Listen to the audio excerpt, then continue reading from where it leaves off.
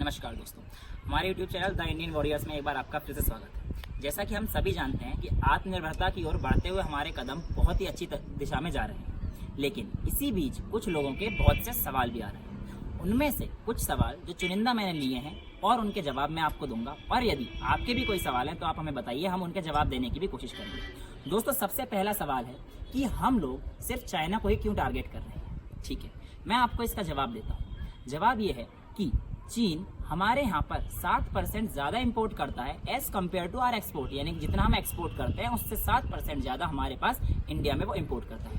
दूसरा, China strategic wise बहुत ही अच्छी इन्वेस्टमेंट कर रहा है, जैसे कि स्नैपडील, जोमेटो, पेटीएम, इन कंपनीज में अलीबाबा का बहुत बड़ा इन्वेस्टमेंट है। बताया जाए तो अलीबाबा ने स्नैपडील में $700 मिलियन, जोमेटो में $200 मिलियन और पेटीएम में $150 मिलियन का इन्वेस्टमेंट कर रखा है। अब बात करते हैं हम लोग बॉयकॉट की, तो बॉयकॉट कोई हमारे लिए पहला कदम या इतिहास का पहला कदम नहीं है। चीन ने खुद 1930 यानी कि 1930s में जापानी प्रोडक्ट्स को छोड़ने का विचार किया था, लेकिन वो इसमें सफल नहीं हो पाए थे, क्योंकि ना तो सभी लोगों ने इसका साथ दिया था और ये सिर्फ कुछ समय के लिए था। लेकिन हमें ये चीज़ ध्यान में रखनी है कि सिर्फ एक साल में आत्मनिर्भरता की बात तो नहीं बन सकती, इसलिए हमें तैयार रहना चाहिए कि हम लोग चीन के प्रोडक्ट्स को छोड़ें, क्योंकि उनके बाजार में निवेश बहुत ज़्यादा है। 2017-18 में 60% of the electrical equipment were being imported from China, और टॉय मार्केट का तो 90% चाइना ने किया था। दोस्तों, इस बात से आप अंदाजा लगा सकते हैं क्यों हमें चाइना को छोड़ना होगा और चाइना के सामान का बॉयकॉट करना होगा।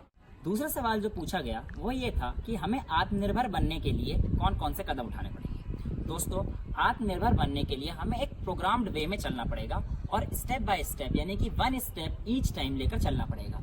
इसके लिए एक प्रैग्मेटिक ब्लूप्रिंट हमें सेटअप करना होगा, और इसके अलावा हमें ऐसे प्रोडक्ट्स निर्मात करने होंगे, ऐसे प्रोडक्ट्स बनाने पड़ेंगे जो कि चीन के प्रोडक्ट्स के रेट के बिल्कुल बराबर हों, उन्हीं की क्वालिटी को compete करें और सब चीज़ करें। इसके अलावा R&D यानी कि रिसर्च एंड डेवलपमेंट प्रोग्राम में भी हमें ज़्यादा से ज़्यादा इन्वेस्ट करना पड़ेगा, जो कि हम लोग बहुत कम करते हैं। यानी कि अगर इन 2-3 चीज़ों को हम लोग स्टेप बाय स्टेप फॉलो करते रहे तो और भी ऑप्शंस हम आपको बताएंगे, हम लोग आत्मनिर्भरता की ओर बहुत अच्छे से मजबूत कदम बढ़ा सकते हैं। तीसरा सवाल था दोस्तों कि सरकार द्वारा उठाए जाने वाले स्टेप्स और आम जनता द्वारा उठाए जाने वाले स्टेप्स सेम होंगे या अलग अलग। इस बात का जवाब है दोस्तों, स्टेप्स सेम हो या अलग अलग, लेकिन मुद्दा एक ही होना चाहिए, आत्मनिर्भरता। खैर, जब सवाल पूछ लिया तो मैं जवाब दे देता हूँ। दोस्तों, सरकार द्वारा जो इन्वेस्ट करना चाहिए, यानी कि सबसे पहले 2 चीज़ों पर ध्यान देना चाहिए। पहला कि जो चीनी कंपनी के अगेंस्ट इंडियन कंपनीज हमारे कंट्री में एस्टेब्लिश होना चाहती हैं, उनको लोन कम कर दिया जाए। इसके साथ ही फॉरेन प्रोडक्ट्स पर टैक्स बढ़ा दिया जाए, ताकि जो इंडियन प्रोडक्ट्स हैं जब वो मार्केट में आए तो फॉरेन प्रोडक्ट्स से कम्पीट कर सकें। दूसरा, R&D, जिसकी बात मैंने पिछले सवाल में करी, यानी कि रिसर्च एंड डेवलपमेंट, उसका एक्सपेंडिचर बढ़ा दी जाए। माना 2004 से 2014 में हम लोगों ने एक्सपेंडिचर 3 गुना बढ़ा दिया था, लेकिन वह 3 गुना भी हमारी पूरी GDP का सिर्फ 0.7% था। चीन, जिससे हम कम्पीट करना चाहते हैं, वो 2% अपनी GDP का R&D यानी कि रिसर्च एंड डेवलपमेंट पे खर्च करता है, और कुछ कंट्रीज जैसे कि इजराइल तो 4.3 यानी कि 4.3% तक खर्च करती है। तो हमें R&D का एक्सपेंडिचर बढ़ाना होगा। इसके साथ साथ हमें एक मजबूत इंफ्रास्ट्रक्चर गवर्नमेंट को प्रोवाइड करना पड़ेगा, जिसमें कि हमारी इंडियन कंपनी चाहे वहाँ पे निर्मात कर सके। बात करते हैं हम अपने इंडिविजुअल स्टेप्स की, तो दोस्तों इस बात का हमें ध्यान रखना चाहिए, सरकार ने स्टेप ले लिए तो हमारे सामने जब ऑप्शंस आए मेड इन चाइना और मेड इन इंडिया के लिए, तो हम लोग सिर्फ उन्हीं प्रोडक्ट्स को लें जो कि मेड इन इंडिया हो। अगला सवाल जो पूछा गया वह ये था कि मार्केट में चीनी सामान सस्ते में मिल रहा है और अच्छे दामों में मिल रहा है, तो लोग अपना कंफर्ट जोन क्यों छोड़ेंगे। दोस्तों, जब ये सवाल आया तो मेरे दिमाग में कुछ समय जरूर लगा कि इसका मैं क्या उत्तर दूं, लेकिन जब मैंने सवाल को दोबारा पढ़ा तो उत्तर इस सवाल में मिल गया। इतिहास गवाह है दोस्तों कि कुछ पाने के लिए कुछ खोना तो पड़ता है। तो आप ही बताइए, एक तरफ तो आप देश के लिए आत्मनिर्भरता की बात कर रहे हैं, दूसरी तरफ आप अपना कंफर्ट जोन नहीं छोड़ना चाहते। मैं आपके सामने 2 ऑप्शन रखता हूँ, या तो देश के प्रति वफादारी दिखाइए और आत्मनिर्भरता की ओर जाइए। दूसरा ऑप्शन ये है, अपने कंफर्ट जोन में जाइए, देश की चिंता छोड़ दीजिए।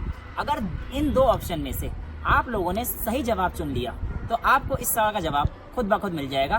सारी जिम्मेदारी सेना पर ना छोड़ें, अपने कंफर्ट जोन से बाहर निकलिए और देश के लिए आप भी कुछ कीजिए।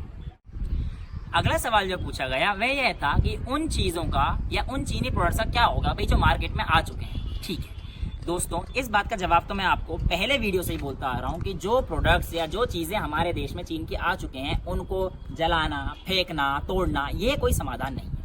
क्योंकि उसका जो स्रोत जाना है वो जा चुका है। लेकिन भविष्य में कोई भी खरीदारी करते समय, स्पेशली फोन, खिलौने, आप इन सब चीजों का ध्यान रख सकते हैं कि वह मेड इन चाइना ना हो और मेड इन इंडिया होने का ज्यादा से ज्यादा प्रयास करें। इसके अलावा यदि आपको कोई ऑल्टरनेटिव मिलता है चीन के अलावा, तो आप उस पर जा सकते हैं as compare to taking the products that are made in China.